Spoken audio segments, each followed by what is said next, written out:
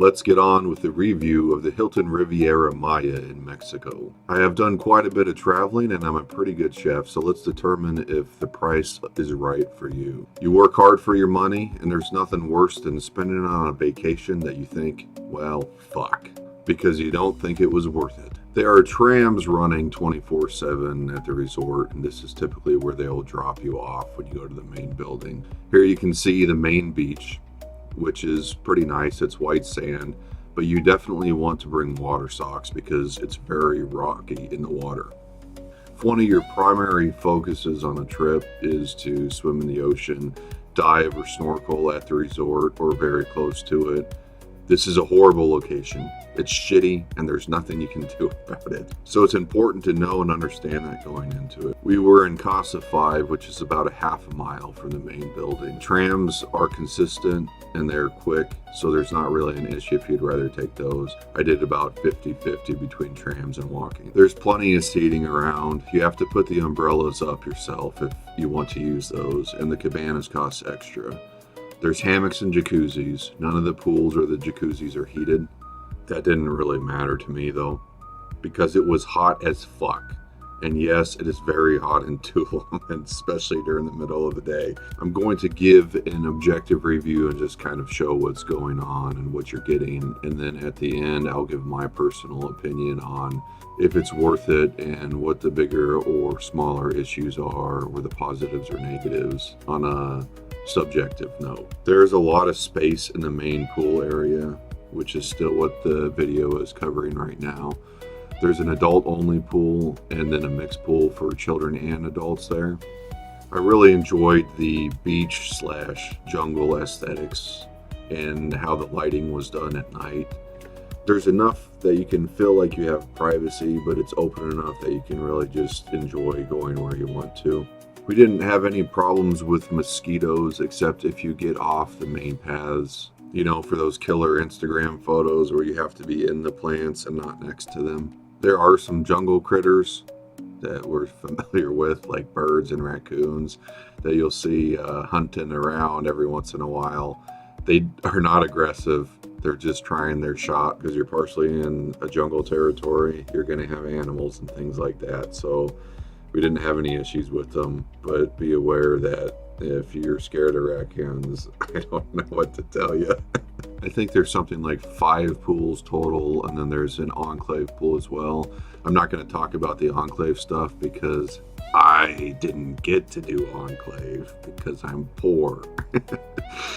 So this is a review more for regular people. It'd be neat to see what the enclave's all about, but you know, we can't all have the best. Here's a little ride on the tram. The one from the main building past the enclave building, which is Casa 1. So they just walk everywhere. Still got to take the tram to lunch like the rest of us. Moving on to our room, we got upgraded to a partial ocean view. They heard some big time influencers were coming down and they really wined and dined us with this. So now my review is going to be completely and totally biased, and I'm only going to tell you the good things from here on out. But in all seriousness, I don't think it makes that much of a difference. I believe the room is the same as the basic room, but as you'll be able to see, we can partially see the ocean. So it was nice, but there's plenty of space in the shower. The water's hot enough. There's plenty of storage. There's multiple drawers everywhere and a kind of a full closet thing with hangers. There's a mini bar that's included. You would say free, but since you paid for it, they have an espresso machine. The TV is a little small for what you would expect. When we arrived, we had 2 issues with the room. Toilet had smudges on it and the big standing mirror had smudges on it a little bit. There was fresh stains on the sheets, so we had them come and change the sheets before bed when we found that out. They did send someone right away to fix that problem. And then the TV had these lines on it, and we notified them the next day and they said they were going to send someone to fix it, but that never happened. Here you can see the cafe, which is where you can get some ice cream and sandwiches, little salads, small things like that. And Coffee, go figure. When they make the coffee, they put the little palm tree things in there, so take off the lid if you want to see it. The ice cream, as everywhere calls it, is always gelato. But let's be honest, if you've ever had real gelato, it ain't gelato, but it's good enough for a little snack. Here we have the Asian restaurant. The aesthetics were very nice. They have a hibachi grill there you can also make a reservation for. All of the restaurants have some kind of patio seating so that if you want to sit outside and look at the ocean, you can. They are all directed towards the ocean as well with big windows, so you can get seating inside and still overlook it. All the presentation and all the food looks fantastic. The wait staff is generally pretty friendly and accommodating. They really make sure that if you need more water or drinks or anything at all, that they take care of it as quick as possible. The breakfast buffet rotates some of the food out every day. The lunch buffet does the same thing. It helps give a little bit of variety so you're not just eating the same thing or have the same selection of choices all the time. The breakfast buffet and the lunch buffet are walk-in whenever you want to, as long as it's open. For the restaurants, you're supposed to make reservations for them. And the steakhouse, you have to make a reservation. The other ones, you can walk in. So if you wanted to eat at, let's say, the steakhouse at 6 o'clock and then eat at a different restaurant at 8 o'clock, you could try to walk into one of those. And that depends on how busy the resort is at the time, which is a good segue to getting to my opinion as the footage goes through the options for the buffets and the rest of the restaurants. We went at a time where probably the resort was about 20% capacity. There was nobody around. There was maybe 3 or 4 people in the pools at a time. It was great. It was fantastic. If you're making quesadillas or you're getting an omelet that's made, you only have to wait behind 1 or 2 people at the most. So the service was really good. It was really fast for the most part. But if this was fully booked or at 80% capacity, I don't know if the experience would be nearly as good, because it would be full, the pools would be full, you'd have to wait in line, and there would be no chance to walk into the restaurants. They don't have the dinner buffet available in the low season, which I believe they should make that very clear before you book this, because if you want the dinner buffet, they simply didn't have it when we were there, which is fine because I'd rather have less people and skip the dinner buffet anyways. It made it feel more private and personal. The area for the lunch buffet was very nice as well. You could sit outside and look at the beach.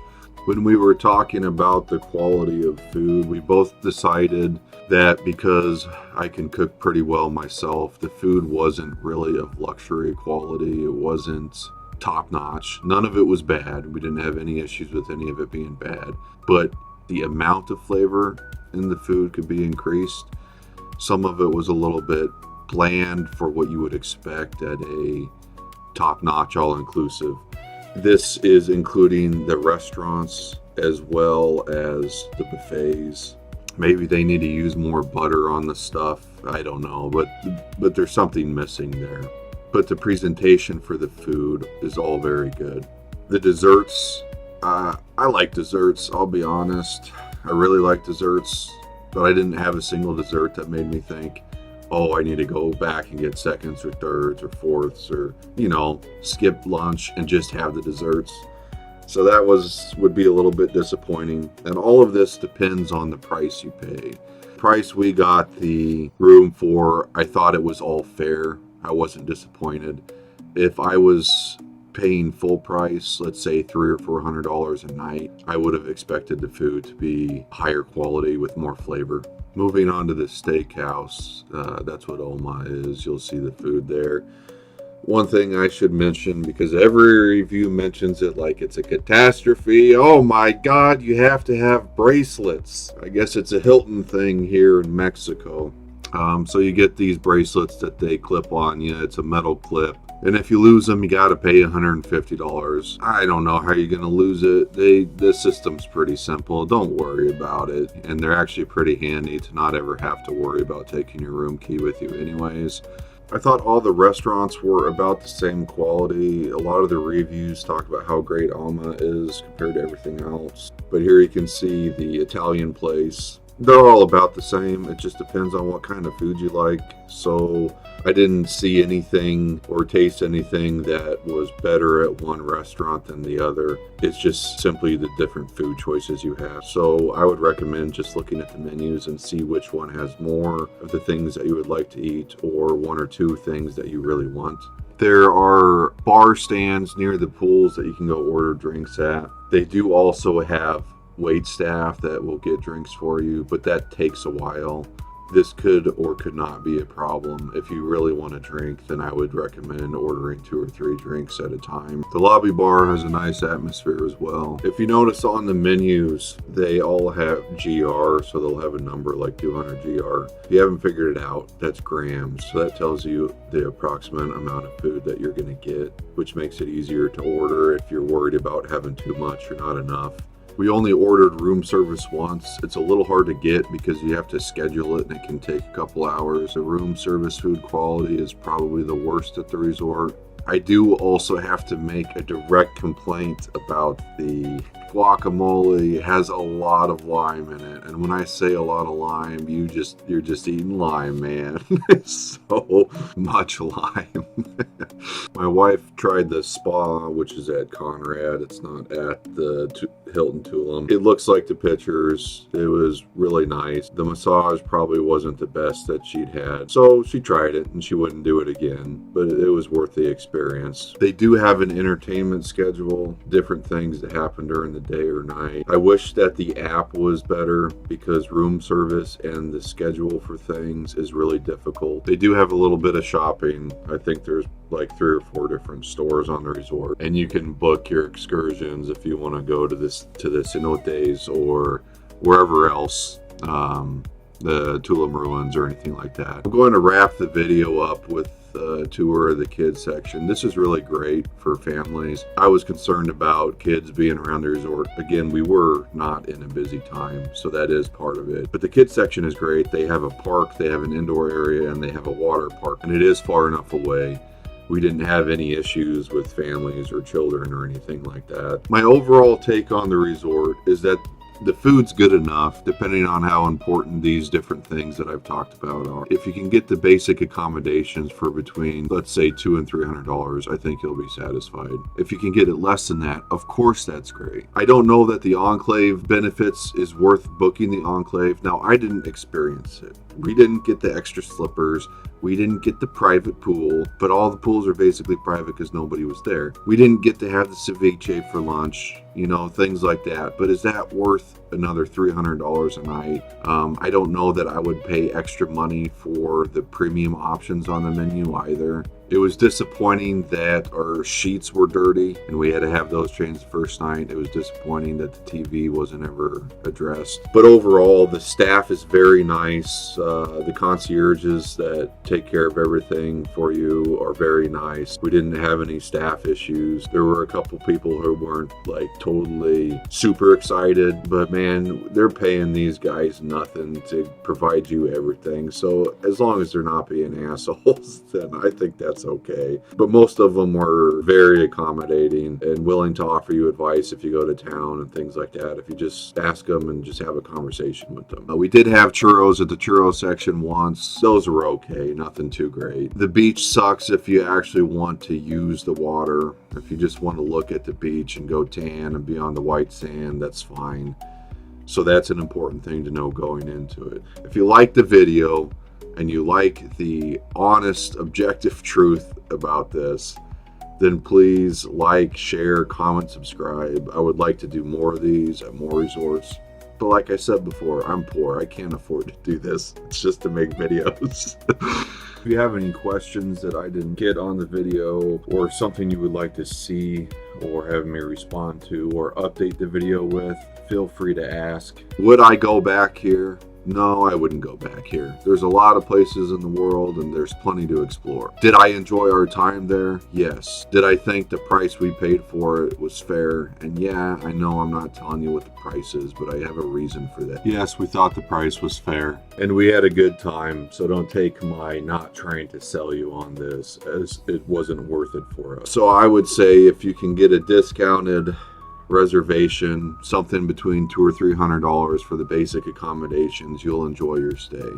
If you're paying $400 plus, it may or may not be worth it to you depending on what level of disposable income you have. If you're gonna book the enclave and the actual ocean view room and you're gonna spend $1,000, $1,200 a night, I really can't see that. I would be upset.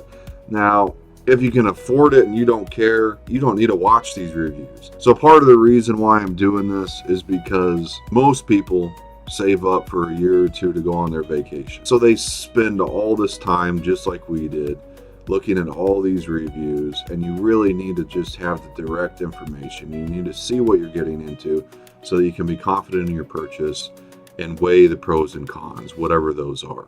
One of the other factors is that this is over 2 hours away from Cancun. We flew into the Tulum airport, but I don't think they're going to keep allowing those flights because they don't have enough people. If you're going to stay somewhere for a week, I would recommend going to the place that you want to, even if it's a 2-hour drive. If you're going to go for 2 or 3 nights, then the drive would be a factor. But once you get parked and you're where you want to be, it's worth taking a little longer to get there than saving time and not being really where you want. So I hope you enjoy it. I hope this helps you make your decision a little bit easier or more confidently.